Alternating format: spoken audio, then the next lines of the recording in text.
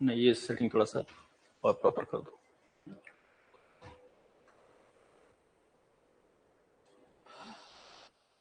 नहीं, इधर दब रहा होगा, हल्का सा थोड़ा सा इसकी सेटिंग से कर दो। ठीक है, ओके जी। Good evening all of you. आप सबका स्वागत है इस क्लास में। आज हम लोग दूसरी क्लास करेंगे जिसमें सतत विकास लक्ष्य का कॉन्सेप्ट समझाने का प्रयास किया जाएगा। आपके सिलेबस में सतत विकास लक्ष्य यूनिट फर्स्ट में है। तो पहले तो ये देखें, यूनिट फर्स्ट में सतत विकास लक्ष्य का कॉन्सेप्ट रखा गया है यूनिट फर्स्ट में, ठीक है। और हालांकि जो बात रखी गई है बहुत छोटी सी बात रखी गई है, बहुत बड़ा चैप्टर नहीं है सतत विकास लक्ष्य का, लेकिन जब प्रश्न पूछने लगते हैं तो फिर प्रश्न पूछ लेते हैं, है ना। तो लिखा गया है सतत विकास लक्ष्य, ऐसा लिखा है, सतत विकास लक्ष्य एवं मध्य प्रदेश में उच्च शिक्षा, मध्य प्रदेश में उच्च शिक्षा, ये पॉइंट लिखा है। या ऐसा आप समझ सकते हैं कि उच्च शिक्षा के संदर्भ में सतत विकास लक्ष्य, ठीक।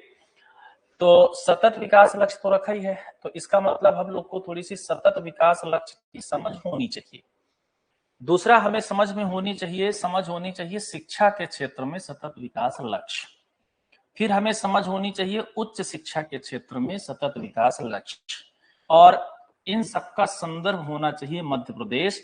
तो मध्य प्रदेश में उच्च शिक्षा और शिक्षा से संबंधित जो सतत विकास का टॉपिक है वो हमें समझना है, ठीक है। यहां हम लोग थोड़ा सा इसमें इसका इतिहास देखेंगे, बैकग्राउंड पे जाकर के इतिहास देखेंगे सतत विकास लक्ष्य का। उसके बाद सतत विकास लक्ष्य के जो सारे लक्ष्य हैं वो हम लोग देखेंगे, सतत विकास के लक्ष्य देखेंगे। और उसके बाद फिर हम आएंगे सतत विकास लक्ष्य में, जो हमारा सतत विकास लक्ष्य नंबर 4 है एजुकेशन का। एजुकेशन के सारे लक्ष्य देखेंगे और उसमें हायर एजुकेशन के जो लक्ष्य हैं उसको पॉइंट आउट करेंगे, हायर एजुकेशन वाले लक्ष्यों को पॉइंट आउट करेंगे। फिर एसडीजी के संदर्भ में, एसडीजी 4 के संदर्भ में हम लोग इंडिया की पहल देखेंगे, और एसडीजी 4 के संदर्भ में हम लोग एमपी की पहल देखेंगे। तो लगभग 2 क्लास इस पे चाहिए होगी। एक क्लास सतत विकास लक्ष्य की संकल्पना को पूरा करना है, इतिहास को पूरा करना है, और दूसरी क्लास में हम लोग को एसडीजी 4 को डिटेल से मध्य प्रदेश के संदर्भ में पढ़ना है। तो ये हमारा काम यहाँ पे हो जाएगा, ठीक है। तो चलिए, जो कॉमन सवाल सतत विकास लक्ष्य से हो सकते हैं, तो सबसे पहले तो हम इसकी अवधारणा समझ लेते हैं। सतत विकास लक्ष्य का अर्थ क्या है, अर्थ क्या है, ठीक। ये अवधारणा जनरली शुरू में इसकी हम लोग बात करें तो इसको सस्टेनेबल, एक शब्द है सतत, सतत बराबर संपोषणीय। सस्टेनेबल के लिए एक और शब्द इस्तेमाल होता है संपोषणीय, सस्टेनेबल, ठीक है। और विकास, दूसरा शब्द इसमें विकास, ठीक है। थोड़ा सा इसको बोर्ड को मैं काला कर देता हूं, बहुत अच्छा विजन नहीं आ रहा होगा, थोड़ा और मोटा। विकास, ठीक है, अर्थात डेवलपमेंट। और लक्ष्य, लक्ष्य का मतलब है कुछ गोल, जी फॉर गोल। ये 3 शब्दों का थोड़ा थोड़ा पहले हम मतलब समझेंगे, फिर इसके ऐतिहासिक बैकग्राउंड में आते हैं। जैसे सभी देश विकास तो कर ही रहे हैं, अर्थात डेवलपमेंट हम करते जा रहे हैं। इसकी संकल्पना मूलतः विकास से जुड़ी हुई है। तो हम डेवलपमेंट तो कर रहे हैं, लेकिन जो अभी हम डेवलपमेंट कर रहे हैं उस डेवलपमेंट में कुछ चीजें उपेक्षित हो रही हैं, कुछ चीजें एक्स्ट्रा आ रही हैं। जैसे हमारे विकास के साथ साथ जुड़ता जा रहा है पर्यावरण प्रदूषण। पहले नंबर पर मैं यही लिख रहा हूं क्योंकि यह पूरी की पूरी संकल्पना जुड़ी है पर्यावरण से। तो पहले नंबर पर क्या हो रहा है, पर्यावरण प्रदूषण। दूसरा, हमारा जो विकास है उसमें ग्लोबल वार्मिंग, है ना, जलवायु परिवर्तन, जलवायु परिवर्तन हो रहा है, भूमंडलीय तापन हो रहा है, भूमंडलीय तापन हो रहा है। ये एक तरीके से हुआ। यदि हम लोग क्या कह सकते हैं, प्राकृतिक रूप से देखें तो हमारे विकास में भूमंडलीय तापन बढ़ रहा है, जलवायु परिवर्तन हो रहा है, प्रदूषण हो रहा है, पर्यावरणीय प्रदूषण में जितने प्रकार के प्रदूषण है वो सब प्रदूषण हो रहे हैं, उन सबको हमें ठीक करना था। दूसरा, यदि हम लोग देखें तो आर्थिक दृष्टि से यदि हम लोग देखें तो हम लोग अधिकतम सुख के लिए प्रयास कर रहे हैं, और उसमें कुछ लोग अधिकतम अमीर बनते जा रहे हैं, कुछ लोग अधिकतम अमीर बनते जा रहे हैं, और कुछ लोगों को संसाधन नहीं मिल पा रहे हैं। अर्थात कुछ खास देश के पास अधिकतम संसाधन है, लेकिन कुछ लोगों के पास संसाधन न्यूनतम है और उनकी बेसिक जरूरतें भी पूरी नहीं हो पा रही हैं। तो हमारे विकास के मॉडल में जो हम लोग विकास कर रहे हैं, उस मॉडल में कुछ लोगों की उपेक्षा है, आर्थिक उपेक्षा है, जिसके कारण वो गरीबी से जूझ रहे हैं, बेरोजगारी से जूझ रहे हैं, स्वास्थ्य समस्याओं से जूझ रहे हैं, उनको पीने लायक पानी नहीं मिल रहा है, उनको रहने के लिए जमीन नहीं मिल रही है, उनको खाने के लिए खाना नहीं मिल रहा है, और कुछ लोग ऐसे हैं जो अधिकतम रिसोर्सेस इकट्ठा करते जा रहे हैं और अमीर होते जा रहे हैं। इन लोगों के कारण ही पर्यावरण प्रदूषित हो रहा है, इन लोगों के जीवन के कारण ही भूमंडलीय तापन, जलवायु परिवर्तन हो रहे हैं, और ये उसके शिकार हो रहे हैं। इन समस्याओं को यदि सामाजिक रूप से देखें तो कुछ लोग बहुत पिछड़े हुए हैं, सोशलाइजेशन की प्रोसेस में भी बहुत पीछे हैं, अभी उन तक विकास पहुंच नहीं पाया है, और वो आदिवासी समाज में, जंगली समाज में, वनवासी समाज में, छोटे द्वीप समूहों में कहीं एक वनवासी या आदि मानव का जीवन जीते हुए रह रहे हैं। तो इस प्रकार यदि हम देखें तो ये सब विकास करते समय हमें महसूस हुआ कि जो विकास हम लोग कर रहे हैं वह विकास संपोषणीय नहीं है, वह डेवलपमेंट जो हमारा हो रहा है, जो विकास चल रहा है, उसमें सबकी सहभागिता नहीं है, पर्यावरण को नुकसान पहुंच रहा है। और भविष्य की बात करें तो भविष्य में यदि इसी प्रकार का दोहन और उपभोग चलता रहा तो भविष्य में आने वाली पीढ़ी के लिए रिसोर्सेस पर संकट आ जाएगा, आने वाली पीढ़ियों को बहुत सारे संकटों का सामना करना पड़ेगा। तो फिर विचार विमर्श शुरू हुआ, लोगों के बीच, संस्थाओं के बीच विचार विमर्श शुरू हुआ, और विकास में विचार विमर्श, आप लोग जानते हैं कि पर्यावरण संरक्षण के लिए तमाम प्रयास किए गए, क्योटो प्रोटोकॉल, रियो जेनेरियो का पृथ्वी सम्मेलन, एजेंडा 21, मिलेनियम डेवलपमेंट गोल्स, ये सब इसी के लिए लाए जा रहे थे। तो इन विचार विमर्श के बाद ये समझ में आया कि हमें जो विकास करना है, उस विकास का जो नेचर होना चाहिए वो संपोषणीय होना चाहिए, अर्थात वह विकास इन सब बातों को ध्यान में रख करके होना चाहिए। तो एक विकास का ऐसा मॉडल बनाया जाए कि ना हमारा पर्यावरण प्रदूषित हो, ना हमारा जलवायु परिवर्तन बहुत ज्यादा हो, भूमंडलीय तापन की समस्या ना हो, जल की समस्या ना हो, थल की समस्या ना हो, आर्थिक दृष्टि से सभी लोगों को संसाधन समान रूप से वितरित किया जाए, गरीबी, बेरोजगारी, अशिक्षा, स्वास्थ्य, इन सबसे जो जूझ रहे लोग हैं उनकी मदद की जाए, और सामाजिक रूप से सबको समावेशित किया जाए इस विकास की प्रोसेस में। साथ में आने वाली पीढ़ी को ध्यान में रख करके डेवलपमेंट करें, ताकि उनको भी एक स्वच्छ प्रकृति मिल सके, एक स्वस्थ प्रकृति मिल सके। तो इसी प्रकार के विकास के मॉडल को, जिसमें इन सब बातों को ध्यान रखा जाता हो, उसको हम लोग कहते हैं संपोषणीय। तो ये है सस्टेनेबल, है ना, संपोषणीय, सबका पोषण करे और भविष्य का ध्यान में रखे, तो उसको हम लोग कह देते हैं संपोषणीय। अब इस प्रकार का विकास करने के लिए हमने कुछ क्या करे, हमने कुछ नियंत्रण बनाए, हमने कुछ लक्ष्य बनाए, क्योंकि ये अचानक से तो होगा नहीं, तो इसके लिए हमने कुछ अपने लिए ही कंट्रोल्स बनाए। उन्हीं कंट्रोल्स को कि हम ये करेंगे, ये नहीं करेंगे, उन्हीं कंट्रोल्स के लिए हमने कुछ अनुशासन के लिए हमने कुछ लक्ष्य तय किए, जिनको सतत विकास लक्ष्य कहा जाता है या संपोषणीय विकास लक्ष्य कहा जाता है, सस्टेनेबल डेवलपमेंट गोल्स कहा जाता है। ठीक है, जिसकी संकल्पना यदि एसडीजी के रूप में देखें तो 2015 में होती है, लेकिन इसकी अवधारणा और पहले से शुरू हो रही है। तो एक तो ये मतलब आप समझ गए। तो पूरे एसडीजी में हम लोग देखेंगे तो यही सब है, और इन सबको सब तक पहुंचाना है। तो सब संसाधन सब तक पहुंचे, अर्थात सर्वजन तक पहुंचे, है ना। तो सर्वजन हिताय, सर्वजन सुखाय, सबके हित के लिए, सबके सुख के लिए और विश्व बंधुत्व के लिए, विश्व के कल्याण के लिए जो विकास किया जाएगा, भविष्य में आने वाली पीढ़ियों को ध्यान में रखते हुए जो विकास किया जाएगा, उसको हम लोग सतत विकास लक्ष्य कहेंगे। परिभाषा स्पष्ट हुई, क्लियर है। अब इसकी अवधारणा यदि हम लोग ऐतिहासिक रूप से देखें तो इसकी शुरुआत पर्यावरणीय आंदोलनों से हुई, पर्यावरणीय आंदोलनों से। इतिहास देख रहे हैं हम लोग थोड़ा सा इसका, पर्यावरणीय आंदोलनों से इसकी हिस्ट्री शुरू हो रही है। ठीक, जितने भी पर्यावरणीय आंदोलन है वो सस्टेनेबल डेवलपमेंट की ओर आ रहे थे। ठीक है, तो सस्टेनेबल डेवलपमेंट की यदि हम लोग हिस्ट्री देखें तो इसके विकास क्रम में, मतलब यदि हम लोग सस्टेनेबल डेवलपमेंट की हिस्ट्री देखें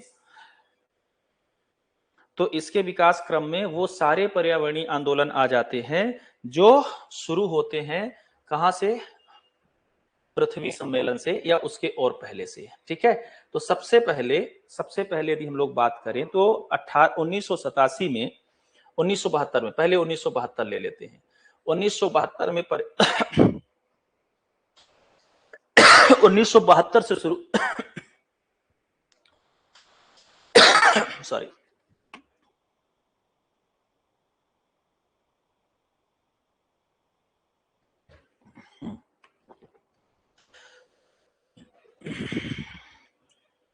1972 में एक स्कॉटलैंड सम्मेलन हुआ था।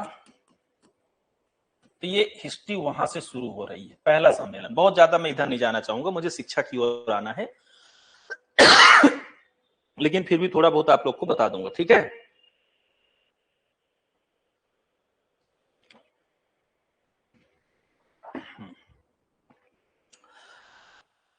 पर्यावरणीय सम्मेलन स्कॉटलैंड में होता है। ठीक है, उसके बाद 1987 में एक ब्रटलैंड रिपोर्ट आती है, इंपॉर्टेंट है ब्रटलैंड रिपोर्ट, याद रखिएगा। पहली बार इसी ब्रटलैंड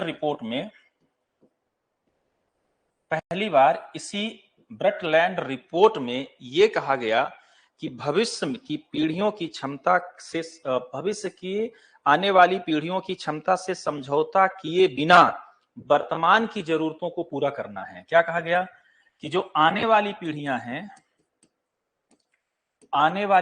हैं उनकी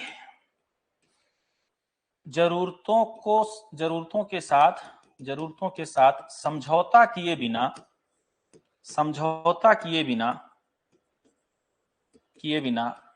वर्तमान जरूरतों को पूरा करना है, वर्तमान जरूरतों को पूरा करने की आवश्यकता है। तो पहली बार ब्रटलैंड रिपोर्ट में ही ये कहा गया कि हमारी जो वर्तमान जरूरतें हैं उसे हमें पूरा करना है, लेकिन वर्तमान जरूरतों को पूरा करते हुए हमें ध्यान ये रखना है कि जो भविष्य की पीढ़ियां, आने वाली पीढ़ियां हैं, उनके हित प्रभावित ना हो।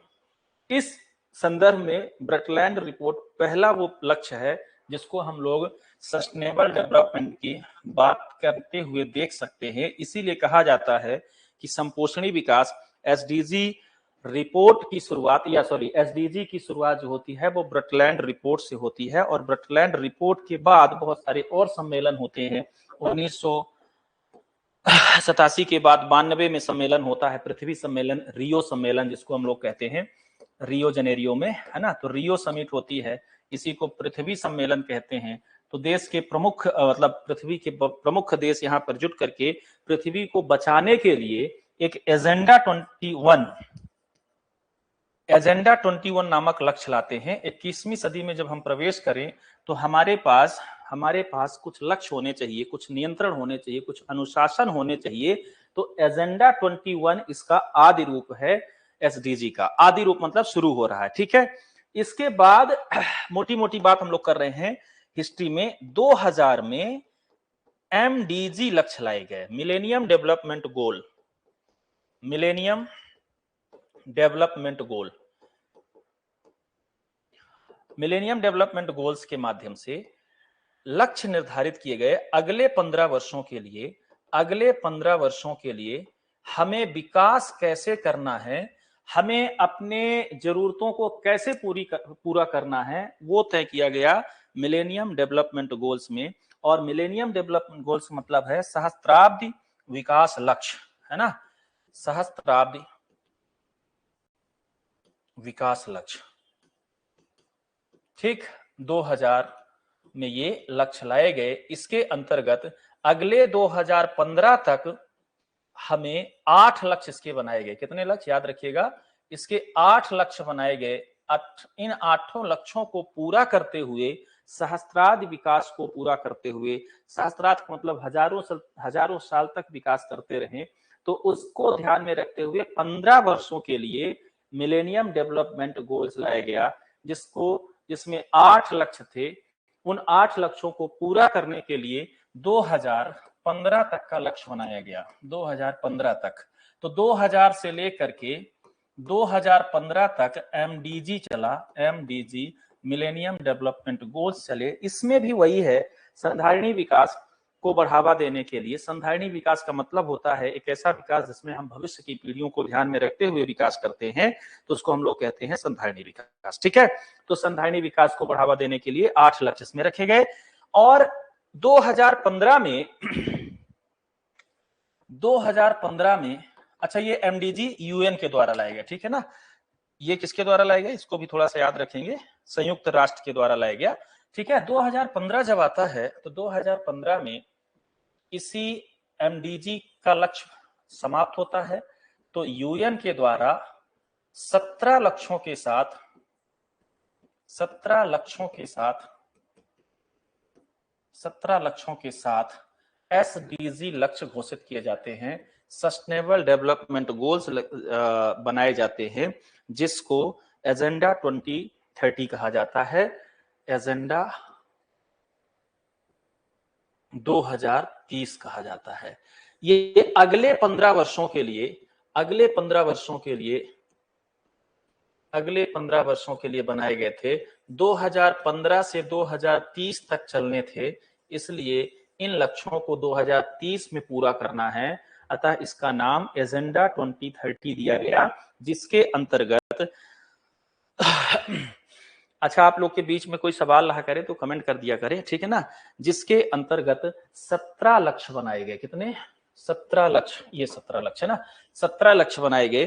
अर्थात इन 17 लक्ष्यों को पूरा करना ही हमारा उद्देश्य है। और इन 17 लक्ष्यों के अंतर्गत 169 उपलक्ष्य हैं, 169 उपलक्ष्य हैं, जिनका उद्देश्य, इन पूरे 17 लक्ष्यों का उद्देश्य है पर्यावरणीय विकास, पर्यावरणीय स्थिरता, है ना। हमारा जो पर्यावरण है उसमें स्थिरता आए, स्टेबिलिटी प्राप्त करना है, स्थिरता, पर्यावरणीय स्थिरता प्राप्त करना है। एक लक्ष्य, मतलब लक्ष्य नहीं बता रहा हूं मैं आपको, इसका विजन बता रहा हूं, पिलर बता रहा हूं। 3 पिलर हैं इन 17 लक्ष्यों के, अर्थात एसडीजी के मुख्य 3 पिलर हैं।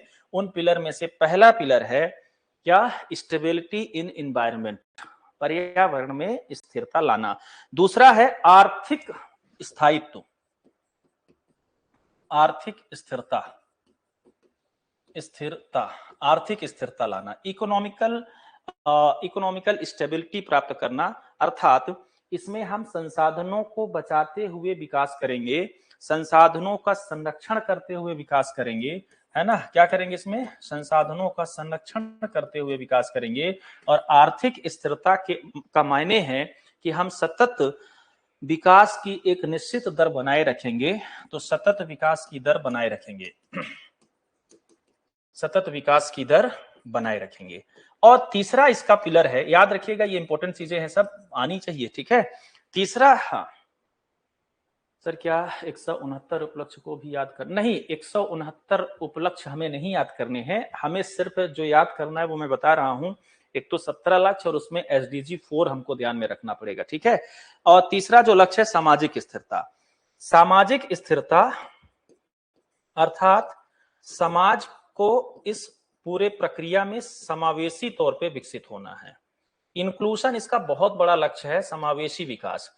तो जैसा अभी पीछे मैं बता रहा था कि इन सब जरूरतों को हम पीछे छोड़ रहे थे, तो इन्हीं जरूरतों को पूरा करने के लिए एसडीजी के अंतर्गत सामाजिक स्थिरता या सोशल स्टेबिलिटी प्रोग्राम मतलब एक पिलर बनाया गया। तो एसडीजी के 3 प्रमुख लक्ष्य, पर्यावरणीय विकास स्थिरता के साथ, आर्थिक विकास स्थिरता के साथ, और सामाजिक स्थिरता का प्रयास। ठीक है, तो ये हम लोग समझ गए, है ना। इन 169 उपलक्ष्यों को विशिष्ट लक्ष्य कहते हैं। ये विशिष्ट लक्ष्य है। हर उपलक्ष्य में मतलब हर लक्ष्य में कुछ न कुछ विशिष्ट लक्ष्य रखे गए हैं। जैसे शिक्षा वाला जो लक्ष्य है एसडीजी 4, उस एसडीजी 4 में 10 उपलक्ष्य रखे गए हैं। ठीक, तो जब आपसे पूछा जाए ये शुरू कब हुआ, तो ये शुरू हुआ 2015 में। शुरुआत करने वाली जो संस्था है वो कौन सी है, तो शुरुआत करने वाली जो संस्था है वो यूएन है। ठीक है, यूएन में उस समय मतलब जो सभी 193 देश इसके सदस्य हो चुके हैं, अर्थात यूएन के इस प्रोग्राम में 193 देश शामिल हैं और 193 देशों के साथ हमने एसडीजी को अपनाया है। क्लियर है, इतनी बात क्लियर?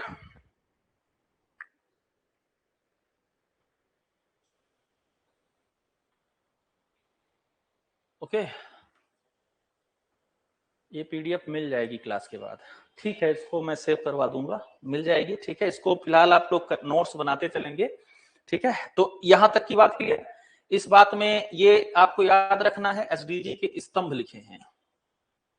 आपसे प्रश्न जब पूछा जाएगा तो पूछा जा सकता है एसडीजी के स्तंभ में क्या क्या शामिल है, तो ये 3 स्तंभ शामिल हैं। एसडीजी की पूरी प्रक्रिया में क्या क्या चीजें हैं, तो वो पूरी प्रक्रिया ये है। ब्रटलैंड रिपोर्ट संबंध किससे है, तो एसडीजी से है।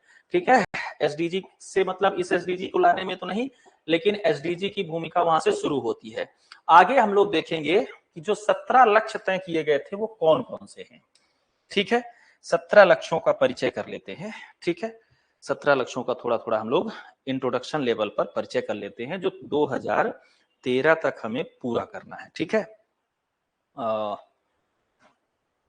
मैं इन लक्ष्यों को एक बार कोशिश करता हूं कि आपको इनकी मूल वेबसाइट से ही दिखा देता हूं, तो ज्यादा क्लियरिटी आ जाएगी। 1 मिनट यदि चल जाए तो, नहीं तो फिर मैं बता रहा हूं।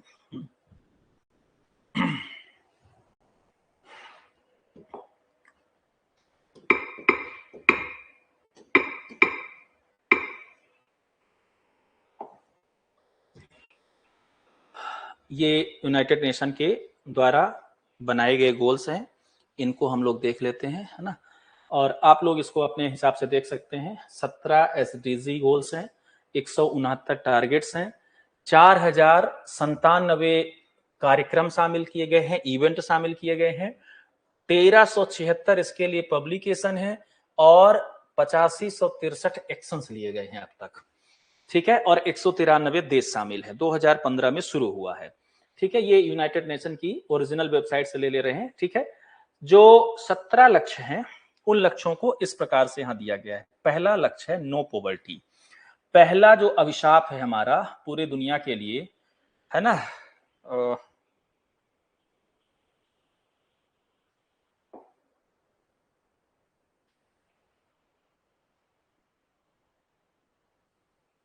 ठीक है,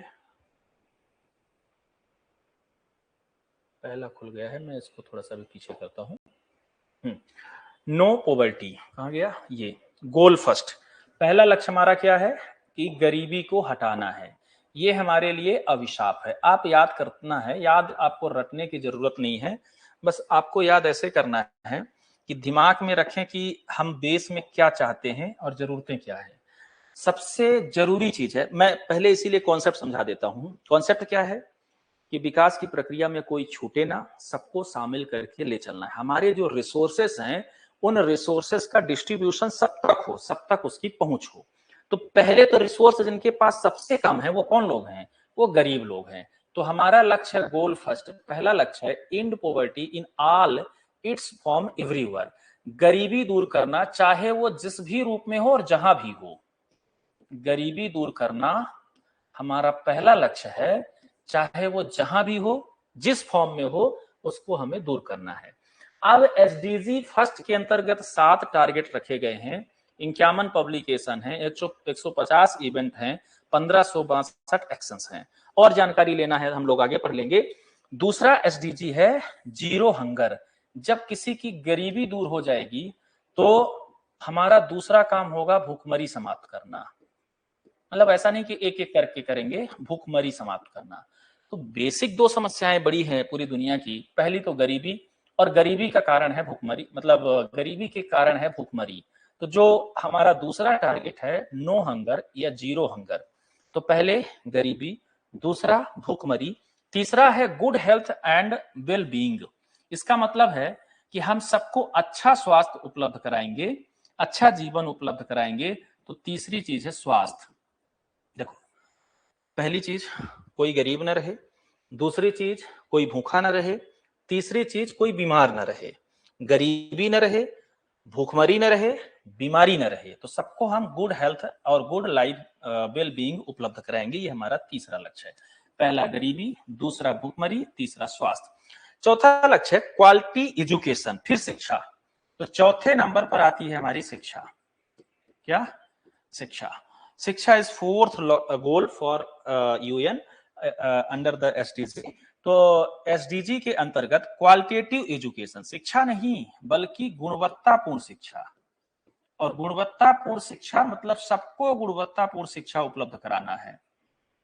और पांचवा लक्ष्य हमारा है जेंडर इक्वलिटी। ये पांचवी बड़ी समस्या है विश्व की। तो हम क्या कर रहे हैं? जेंडर इक्वलिटी, लैंगिक समानता, लैंगिक समानता, लैंगिक समानता लाने का प्रयास करेंगे। ठीक।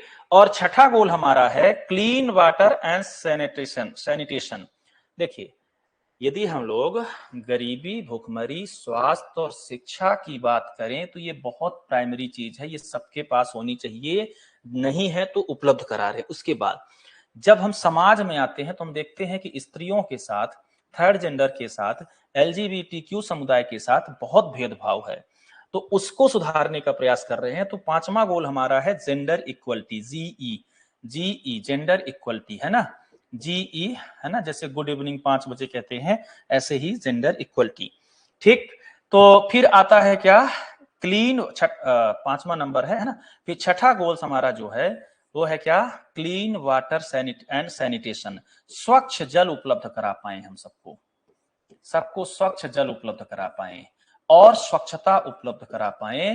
तो स्वच्छ जल और स्वच्छता हमारी छठी एसडीजी है, याद रखना है इसको। ठीक है। तो जब जेंडर इक्वलिटी आ गई, सब समान हो गए, तो सब समान रूप से पानी पी सकेंगे, स्वच्छ पानी पी सकेंगे और स्वच्छता सबको उपलब्ध हो। फिर हम आगे आए तो सातवां एसडीजी जो हमारा है वो है अफोर्डेबल एंड क्लीन एनर्जी। ये हमारा सातवां लक्ष्य है। क्या करना है? सबको सस्ती, जो सब अफोर्ड कर पाए, और स्वच्छ ऊर्जा देना है, स्वच्छ रोशनी देनी है, स्वच्छ ऊर्जा देना है।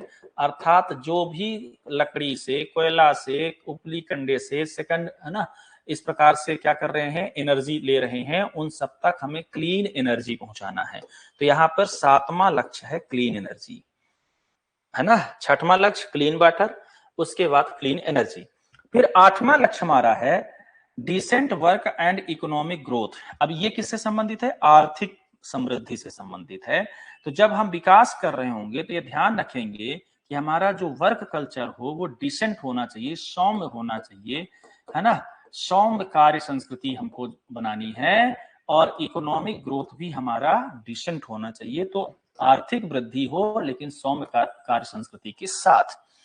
फिर नौवां हमारा लक्ष्य है industry, innovation and infrastructure. Industry मतलब उद्योग, नवाचार और अवसंरचना।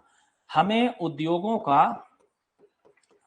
बढ़ावा देना है, उद्योगों में नवाचार लाने हैं और अवसंरचनाएं मजबूत करनी है ताकि सबको क्या मिल सके? उत्तम रोजगार की प्राप्ति हो सके। ये आर्थिक समृद्धि के लिए है ना। हमने 3 जो स्ट्रक्चर बनाए थे उसमें एक पर्यावरण, दूसरा सामाजिक, तीसरा आर्थिक, है ना, 3 पिलर। तो ये आर्थिक के लिए है। फिर 10वां एसडीजी हमारा है, ये हो गया हमारा 9th। 10वां एसडीजी है रिड्यूस्ड इनइक्वलिटी, असमानता को दूर करना, असमानताओं को दूर करना, सभी प्रकार की असमानताओं को दूर करना हमारा 10th एसडीजी है। ठीक है, जितने भी प्रकार की असमानता हो, चाहे वो क्षेत्र के आधार पर हो, चाहे वो लिंग के आधार पर हो, चाहे वो जाति के आधार पर हो, चाहे वो रेसेस के आधार पर हो, प्रजातियों के आधार पर हो, चाहे वो अन्य आर्थिक आधार पर हो, किसी भी प्रकार की यदि इनइक्वालिटी है उसको हमें दूर करना है। ठीक है, 11वां एसडीजी है सस्टेनेबल सिटीज एंड कम्युनिटीज, अर्थात जो हमारी सिटी बने वो भविष्य को ध्यान में रख के बने, संपोषणीय शहर बने। ठीक है, और हमारी जो समुदाय बने, हमारे जो घर परिवार आदि समाज बने, वो भविष्य को ध्यान में रख करके हम ऐसे इंफ्रा का निर्माण करें, ऐसे संसाधनों का उपयोग करें कि हमें भविष्य को ध्यान में रखना है। और 12वां एसडीजी है रिस्पॉन्सिबल कंजप्शन एंड प्रोडक्शन, एक जवाबदेह उत्तरदायी उपभोग। उत्तरदायी उपभोग का मतलब है कि जब भी हम कुछ खाएं, जब भी हम कुछ यूज करें, खाएं मतलब यहाँ पे सिर्फ खाने से नहीं है, जब भी हम कभी कुछ यूज करें तो यह ध्यान में रखें कि इसका कितना उपयोग और कितना दोहन हम कर सकते हैं कि आने वाली पीढ़ी के लिए भी ये बचा रहे और पर्यावरण पर इसका निगेटिव इफेक्ट ना पड़े। इसको हम लोग कहते हैं रिस्पॉन्सिबल कंजप्शन एंड प्रोडक्शन। जब उत्पादन कर रहे हों तो हमें यह देखना रहेगा कि किस प्रकार से उत्पादन करें कि वो हमारे लिए संपोषणीय हो। ये हमारा 12वां एसडीजी है। ठीक है, इतनी बात क्लियर, इनका सार समझा दिया है। अब थोड़ा थोड़ा और पढ़ लेते हैं।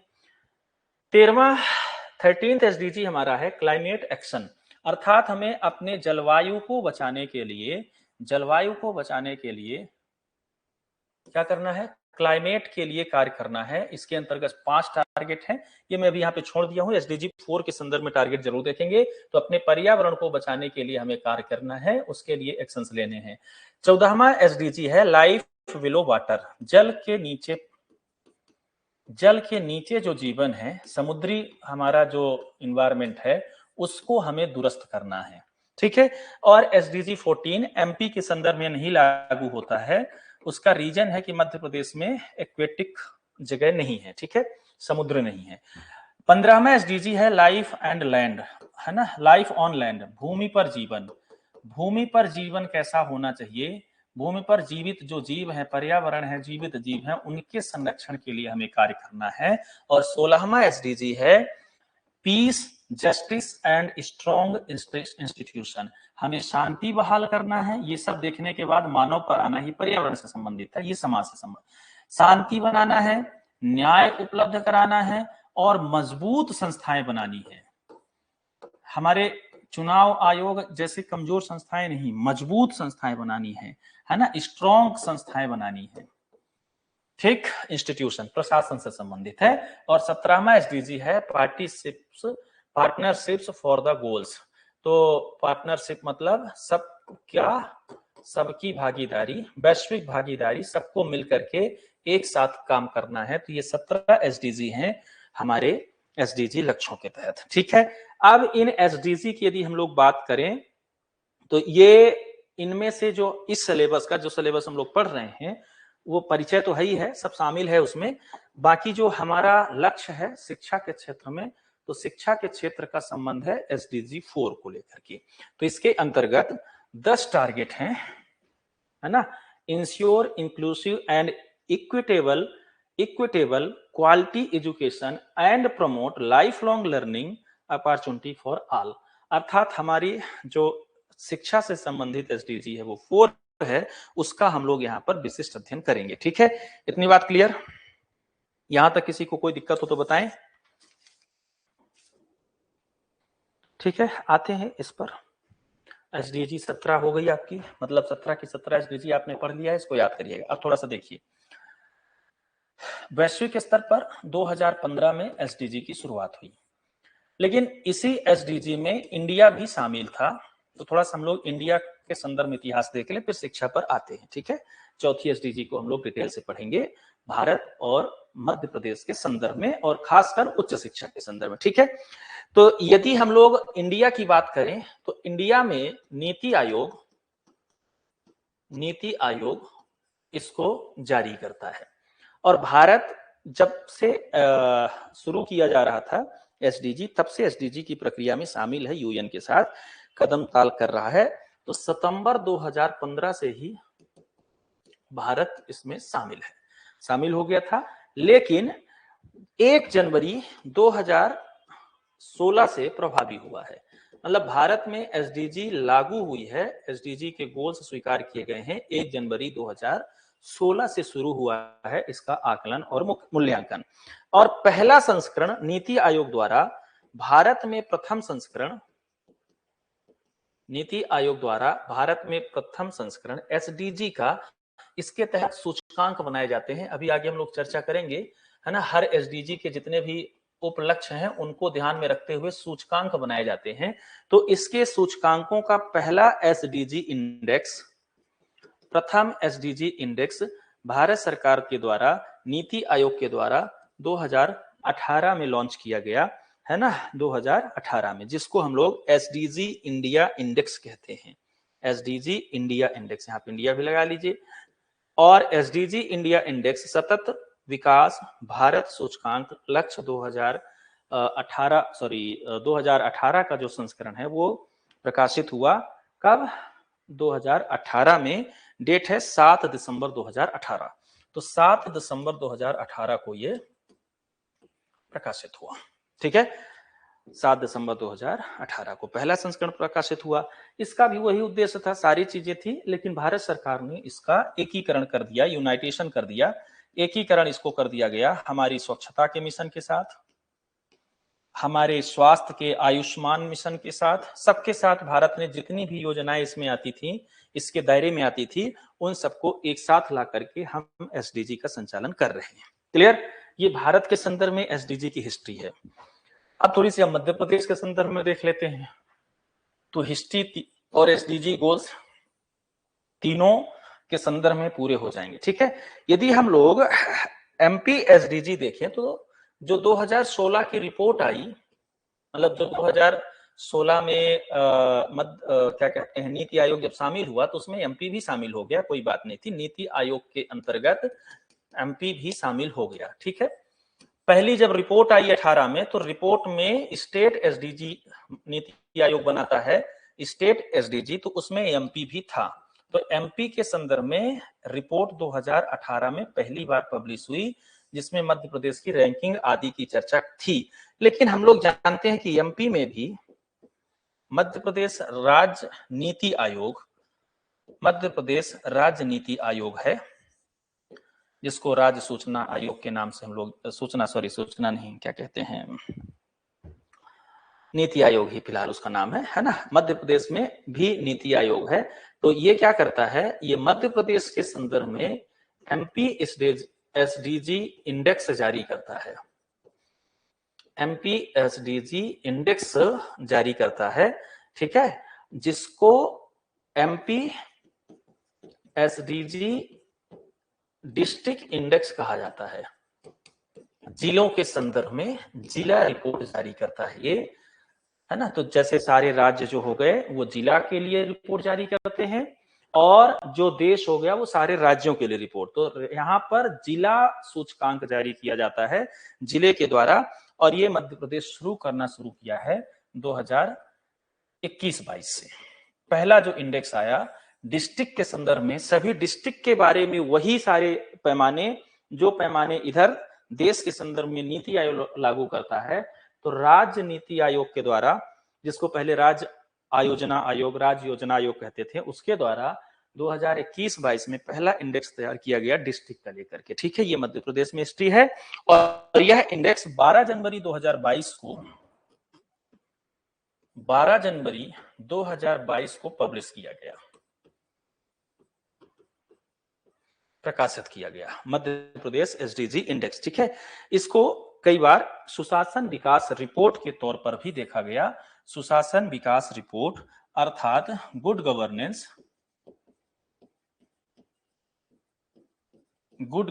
रिपोर्ट, है ना, गुड गवर्नेंस डेवलपमेंट रिपोर्ट, जिसको संक्षिप्त में कई बार GDR कह देते हैं। तो गुड गवर्नेंस डेवलपमेंट रिपोर्ट 2022 के साथ इसको संयुक्त करके लाया गया। इसको कई बार MPGDR के नाम से जाना जाता है और कई बार इसको MPSDR के तौर पर भी, पहली बार जब यहां पर आया तो इसको इसी तौर पर MPSDR रिपोर्ट 2022 के साथ संयुक्त किया गया, जिसका नाम था Madhya Pradesh state development report. MP state development report, इस तौर पर इसको 2022 में संयुक्त करके प्रकाशित किया गया। ठीक है, तो एसडीजी के तहत भारत, विश्व, भारत और ये मध्य प्रदेश का संदर्भ था। राज्य स्तर पर यदि देखा जाए तो बहुत सारे प्रशिक्षण शुरू किया मध्य प्रदेश राज्य ने। तो मध्य प्रदेश राज्य ने जुलाई 2016 से ही, जुलाई 2016 से है ना, मई से लेकर जुलाई तक, मई से लेकर जुलाई 2016 तक एसडीजी के संदर्भ में प्रशिक्षण कार्यक्रम चलाया अपने सभी प्रशासनिक कर्मचारियों के लिए। तो एसडीजी प्रशिक्षण कार्यक्रम चलाया गया मध्य प्रदेश में। ठीक है, ये जानकारी है। ठीक है, और 2018 में, थोड़ी सी हिस्ट्री में एक बात और, 2018 में मध्य प्रदेश में एसडीजी सेल का गठन हुआ। एसडीजी सेल का गठन हुआ। एसडीजी सेल ही है वो जो एसडीजी को लेकर के कार्य करती है, और मध्य प्रदेश एसडीजी सेल सभी जिले के रिपोर्ट तैयार करना, उनको बनाने आदि का कार्य करती है। तो ये थोड़ी सी हिस्ट्री थी, और हिस्ट्री के साथ साथ मैंने यहाँ पे आपको एसडीजी के कॉन्सेप्ट भी समझा दिए हैं और उसको आप लोग निश्चित रूप से समझ गए होंगे। अब हमारा लक्ष्य है एसडीजी 4। ठीक है, एसडीजी फर्स्ट, सेकंड, थर्ड हमें उतना डीप से नहीं पढ़ने हैं, उसको हमने जितना पढ़ा दिया वो पर्याप्त है।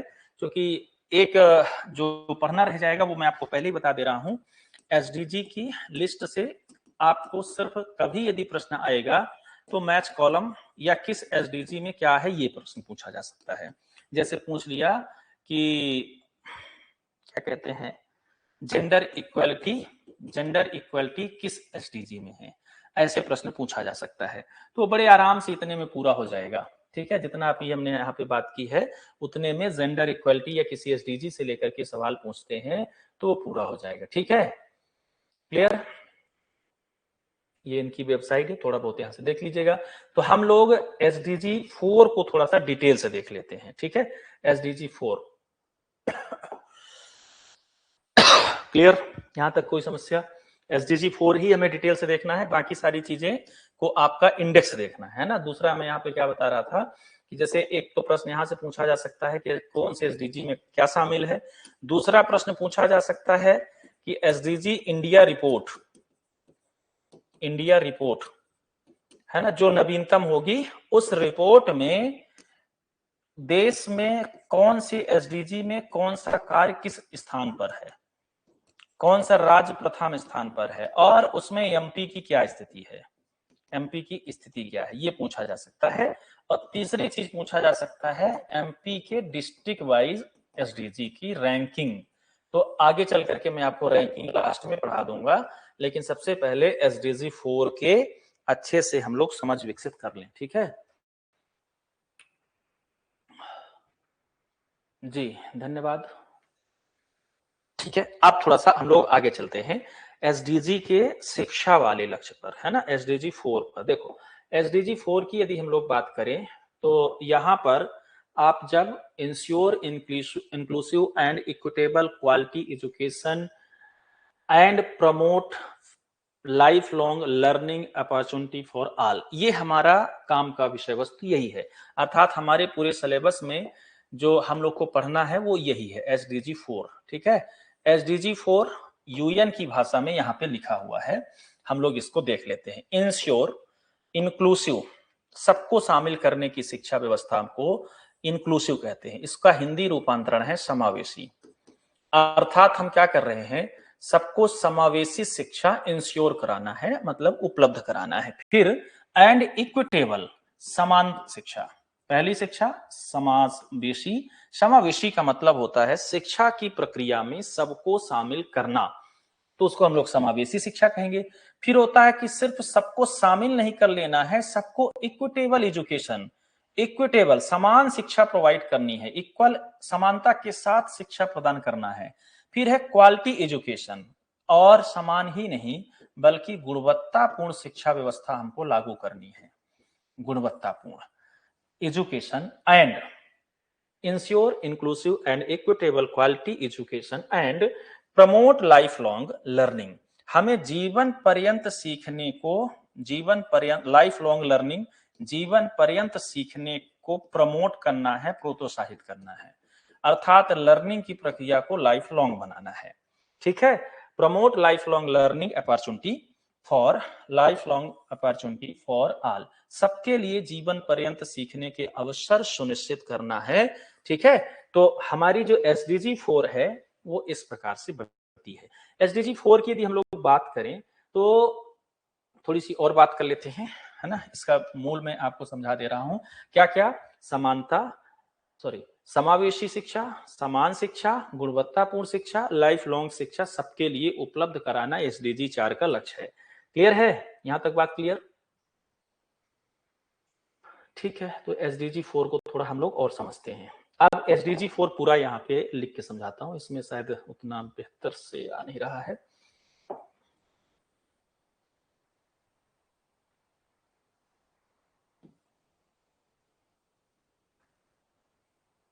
ये रिपोर्ट है,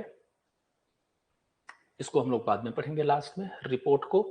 पहले एसडीजी 4 को थोड़ा सा डिटेल से पढ़ते हैं। ओके,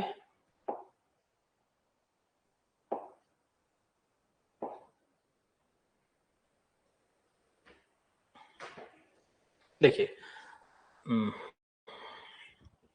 जितना वहां खुला था उतना ही, हाँ ये देखिए टारगेट एंड इंडिकेटर्स, इसके अंतर्गत टोटल 10 टारगेट हैं। याद रखिएगा एसडीजी 4 के अंतर्गत टोटल 10 टारगेट हैं, जिन टारगेट्स को 41, 42, 43, 44, 45, 46, 47, 47 के बाद 48 भी है, 48, 49, 410, इस प्रकार से इन्होंने बांटा है। लेकिन 7 के बाद इसको 4A, 4B, 4C कर दिया है, तो ये भी आपको ध्यान रखना है। ठीक है, अब इनको थोड़ा सा मैं समझा देता हूं, फिर इनके इंडिकेटर्स देखते हैं। ठीक है, पहले मैं आपको ये अच्छे से समझा दूं, नहीं तो यहाँ पे भटक जाएंगे अंग्रेजी की भाषा में। तो मैं यहाँ पे आपको भी एसडीजी 4 की बात करने जा रहा हूँ। ठीक है, एसडीजी 4 क्या है? शिक्षा उपलब्ध कराना, किसको? सबको। पहला काम है सबको शिक्षा उपलब्ध कराना। जब हम कहते हैं सबको शिक्षा उपलब्ध कराना, तो इसका एक मतलब जो एक टर्म है वो है समावेशी शिक्षा, अर्थात सबको हम समावेशी शिक्षा देंगे। किसको किसको? ऑल जेंडर्स, जितने भी जेंडर हैं सबको, ऑल स्टूडेंट्स मतलब ऑल कम्युनिटी, जितने भी समुदाय हैं सबको, दिव्यांग चाहे जिस प्रकार से दिव्यांग हो, चाइल्ड चाहे जितने भी चाइल्ड हो, दिव्यांग चाइल्ड, यंग जो प्रौढ़ एजुकेशन है, बुजुर्ग, सबको शिक्षा देना है, सबको शिक्षा व्यवस्था में शामिल करना है, अर्थात शिक्षा व्यवस्था की प्रक्रिया को समावेशी बनाना है। क्लियर? एक तो ये बात है। दूसरी बात है, ये शिक्षा के अंतर्गत एसडीजी 4 के स्तंभ हैं। दूसरा स्तंभ है इसका, शिक्षा ही जरूरी नहीं है बल्कि शिक्षा समान शिक्षा होनी चाहिए। समान शिक्षा, सबको समान शिक्षा। समान शिक्षा का मतलब है कि सबके साथ न्याय हो, ऐसा कोई न रह जाए जो शिक्षा में भी भेदभाव का शिकार हो। तो इसको हम लोग कहते हैं क्या? न्याय संगत शिक्षा। न्याय संगत शिक्षा देना है। फिर तीसरी चीज इसके साथ जो जोड़ी गई वो क्या था? गुणवत्तापूर्ण शिक्षा। तीसरा स्तंभ इसका है शिक्षा के अंतर्गत गुणवत्तापूर्ण शिक्षा।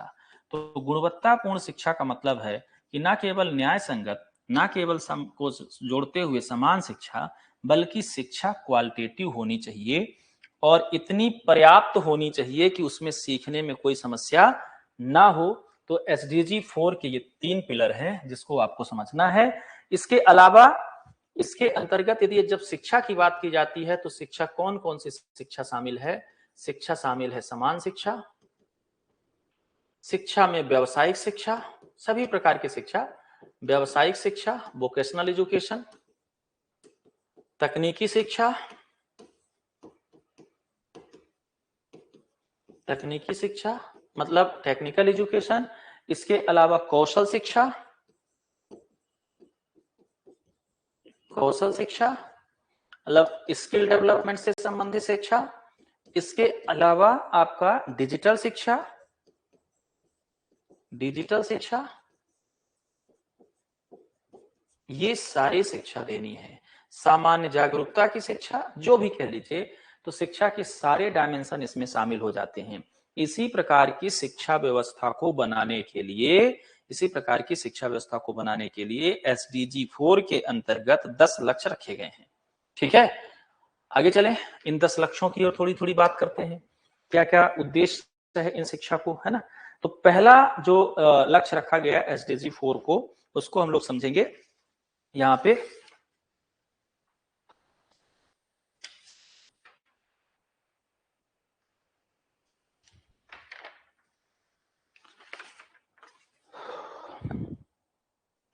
थोड़ी सी शिक्षा के अंतर्गत और बात कर लेते हैं, फिर आ रहे हैं। ठीक है, जैसे ensure inclusive and equitable education की बात हो गई, तो इसके अंतर्गत कुछ मिशन है, उस मिशन की बात करते हैं। थोड़ी सी SDG 4 के मिशन की बात कर लेते हैं धीरे धीरे।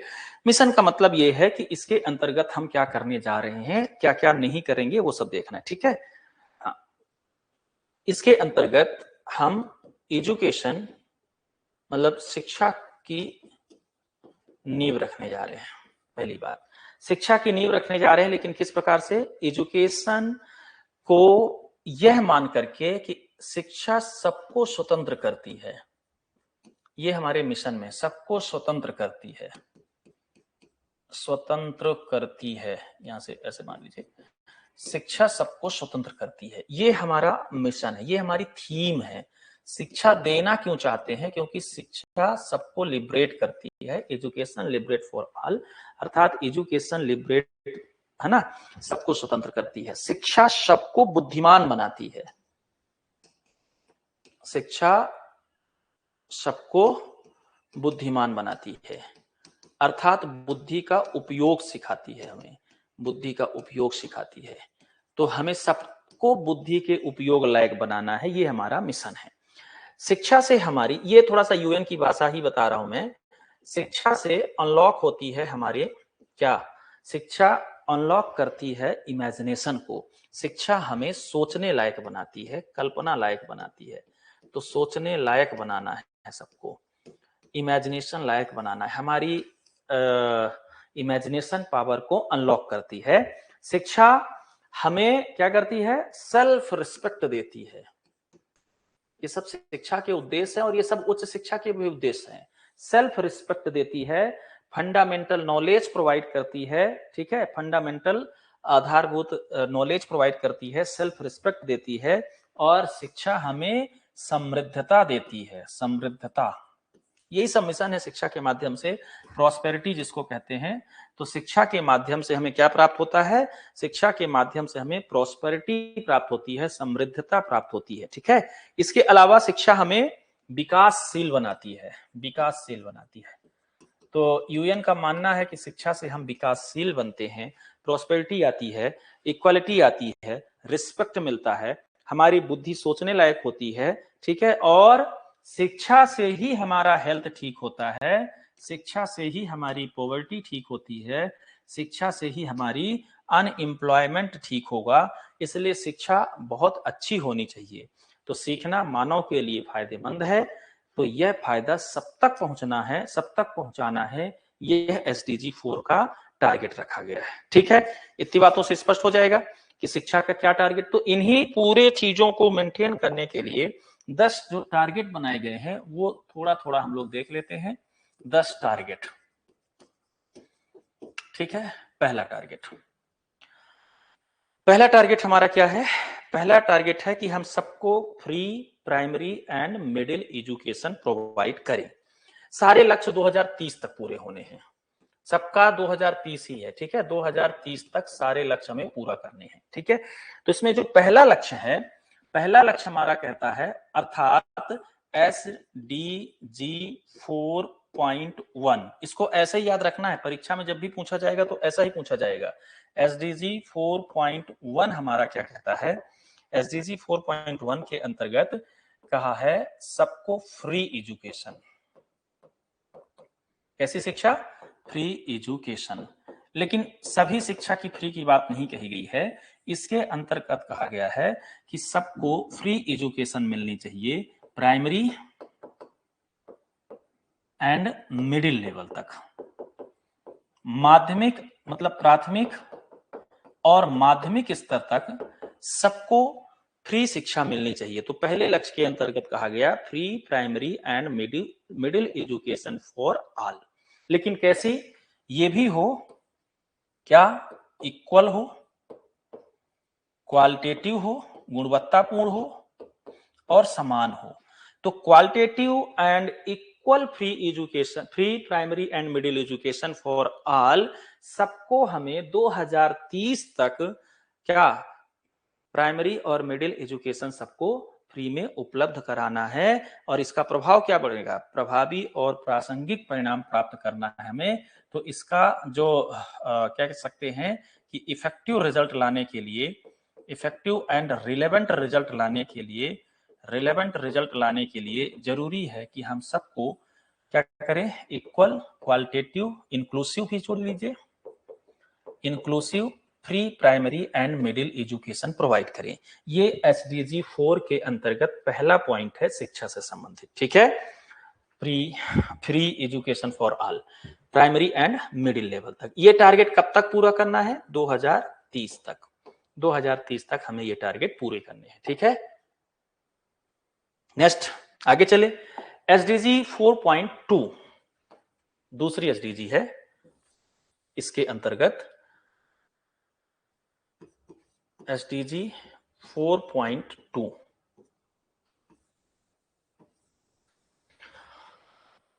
SDG 4.2 कहती है high quality pre primary education. अच्छा, ये जितनी बातें लिखी जा रही हैं तो वो सब हमारे NEP में शामिल हो चुकी हैं। ये कह रहे हैं कि जो हमारा प्री प्राइमरी स्कूल हो, प्री प्राइमरी स्कूल एजुकेशन, एक मिनट स्कूल हटा देते हैं, प्री प्राइमरी एजुकेशन ये कैसा होना चाहिए? हाई क्वालिटेटिव होना चाहिए, है ना। तो अभी तक सबको pre primary education for all और ये होना चाहिए क्वालिटेटिव, गुणवत्तापूर्ण पूर्व प्राथमिक शिक्षा। ये हमारा SDG 4.2 है। किसको? सबको। कब तक? 2030 तक। 2030 तक हमें सबको क्या करना है? हाई क्वालिटी, उच्च गुणवत्ता, हाई क्वालिटी लिखिए, high quality pre primary education उपलब्ध कराना है जो सबको समावेशी हो। ठीक है, प्राइमरी लेवल पर सबको शामिल करते हुए इसको हम लोग कह सकते हैं कि प्री प्राइमरी लेवल पर भी इंक्लूसिव और इक्वल एजुकेशन प्रोवाइड कराना है। अर्थात इक्वल, बार बार इक्वल इसलिए कहा जा रहा है ताकि कोई गरीब विद्यार्थी, कोई वंचित विद्यार्थी, कोई विकलांग विद्यार्थी, कोई दिव्यांग विद्यार्थी, कोई भी बच्चा छूटने न पाए। सबको इस प्रक्रिया में हमें शामिल करना है। ये SDG 4.2 हमारा कह रहा है ताकि प्राइमरी एजुकेशन के लिए सभी बच्चों, प्राइमरी एजुकेशन सभी बच्चों को उपलब्ध हो सके। कब तक? 2030 तक। ठीक है, इसी प्रकार से SDG हमारा SDG 4.3 है। 4 के अंतर्गत तीसरा लक्ष्य है। 4.3 क्या कहना चाह रहा है? किफायती तकनीकी, व्यावसायिक और उच्च शिक्षा। ये कहना चाह रहा है कि हमारे पास एक किफायती का मतलब अभी हमने क्या बताया? किफायती का मतलब होता है सस्ती, अफोर्डेबल, है ना। तो सस्ती शिक्षा, सस्ती, है ना, सस्ती शिक्षा। कौन सी सस्ती शिक्षा? सस्ती शिक्षा सबको प्रोवाइड कराना है। ठीक है, जिसमें सस्ती व्यावसायिक शिक्षा,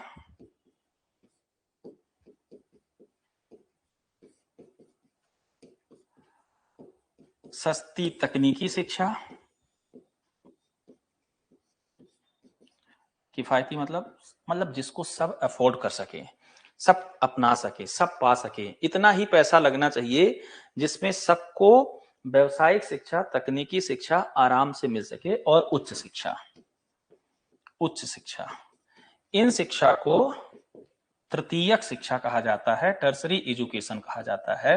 तो इसका लक्ष्य है किफायती अर्थात सस्ती, है ना, अफोर्डेबल, किफायती तृतीयक शिक्षा सबको मिल सके।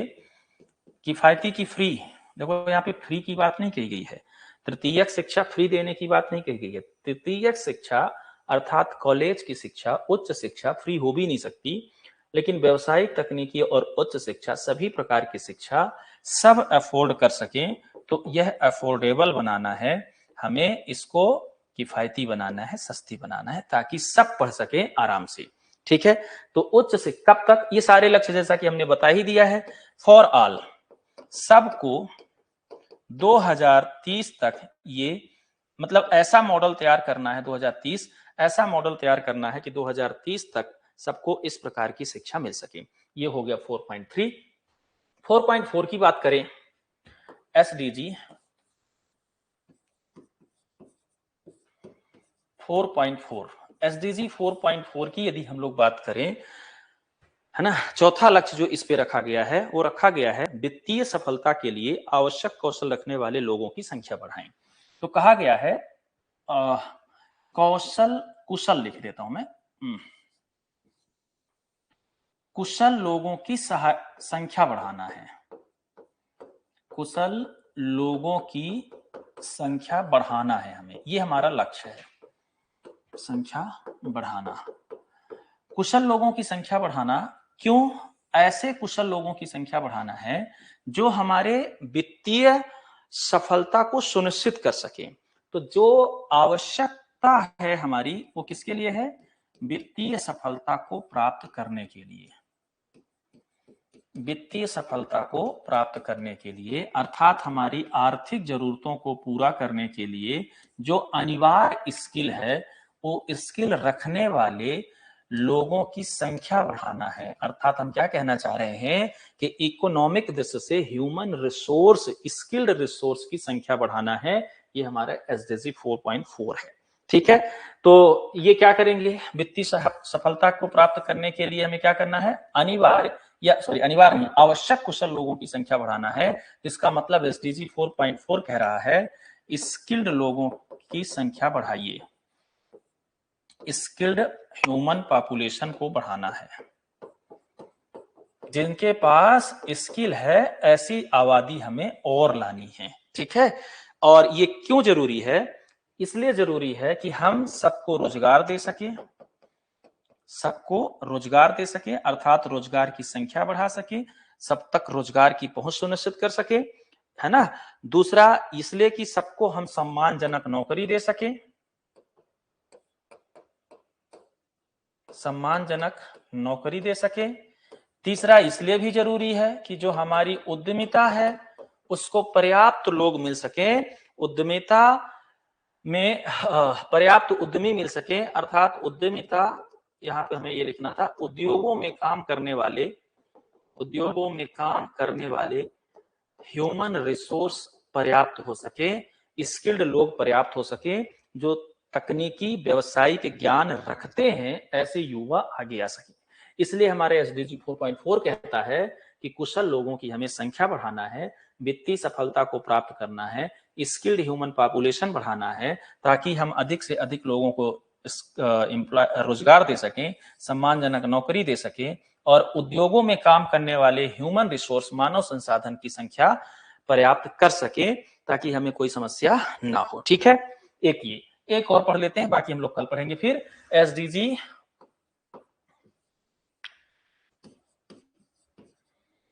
4.5, 4.5, ठीक है, 4.5 कहता है कि सभी प्रकार के डिस्क्रिमिनेशन को, सभी प्रकार के भेदभाव को हमें समाप्त करना है। ठीक है, एजुकेशन में, शिक्षा में, हम लोग कह रहे हैं शिक्षा में सभी प्रकार के सभी प्रकार के भेदभाव समाप्त करना, ये एसडीजी 4.5 है। सभी प्रकार के भेदभाव का अर्थ होता है जितने भी ऑर्थोडॉक्स हैं, जितने भी पूर्वाग्रह हैं भेदभाव के, उन सबको हमें एलिमिनेट करना है एजुकेशन से कम हम अपनी शिक्षा से तो डिस्क्रिमिनेशन को, भेदभाव को तो समाप्त कर ही सकते हैं, ये हमारे लक्ष्य में होना चाहिए। तो इसके अंतर्गत जैसे जेंडर के आधार पर जो भेद है, लिंगगत भेद, इसको समाप्त करना है।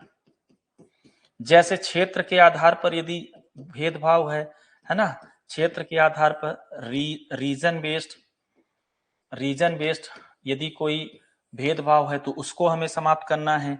यदि किसी क्षमता के आधार पर, क्षमता मतलब कोई बौद्धिक रूप से मजबूत है, कोई बौद्धिक रूप से कमजोर है ना, कोई शारीरिक रूप से कमजोर है, अर्थात ये हम लोग एक साथ कह लें तो दिव्यांगता और अदिव्यांगता के प्रकार का जो भेदभाव है उसको हमें समाप्त करना है। किसी प्रकार से रिलीजन बेस्ड, धर्म के आधार पर भेदभाव है तो उसको समाप्त करना है। आर्थिक आधार पर यदि भेदभाव है तो उसको समाप्त करना है।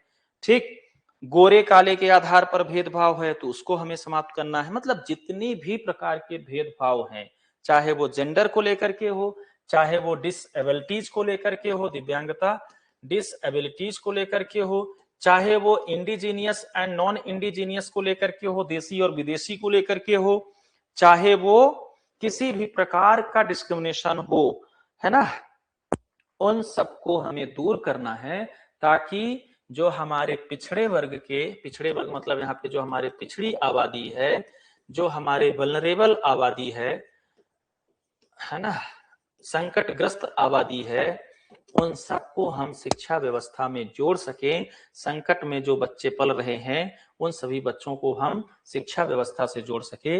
इसलिए जरूरी है कि हम क्या करें, डिस्क्रिमिनेशन को इलिमिनेट करें, सबको सभी प्रकार का भेदभाव समाप्त करें। यहाँ एसडीजी 4 विशेष रूप से आप लोग को ध्यान रखना है क्योंकि यह एसडीजी पूरी तरह से एसडीजी 4 था ना, एसडीजी 4 तो है, एसडीजी 4.3 इसको आपको विशेष तौर पे ध्यान रखना है कि हमारी उच्च शिक्षा से संबंधित है। उच्च शिक्षा में व्यवसायिक, तकनीकी और तृतीयक शिक्षा को बढ़ावा देने के लिए एसडीजी 3 सस्ती और किफायती उच्च शिक्षा की बात करती है। एसडीजी 4 भी उसी से संबंधित है, मतलब कुशल लोगों की संख्या अर्थात स्किल्ड लोगों की संख्या के पर बात कर रही है।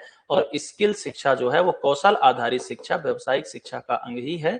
तो ये भी हमारे उच्च शिक्षा से सीधा संबंध है। ठीक है, आज फिलहाल यहीं पे रुकते हैं। अगली क्लास कल, और कल एसडीजी के ये सारे टॉपिक्स, फिर भारत के एसडीजी के कुछ महत्वपूर्ण शिक्षा से संबंधित सूचकांक, एसडीजी 4 से संबंधित विभिन्न राज्यों में मध्य प्रदेश की स्थिति, और मध्य प्रदेश में एसडीजी 4 के संबंध में विभिन्न जिलों की स्थिति हम लोग कल देखेंगे। ठीक है, फिलहाल आज के लिए इतना ही। धन्यवाद, आप सभी को शुभ रात्रि, मिलते हैं कल।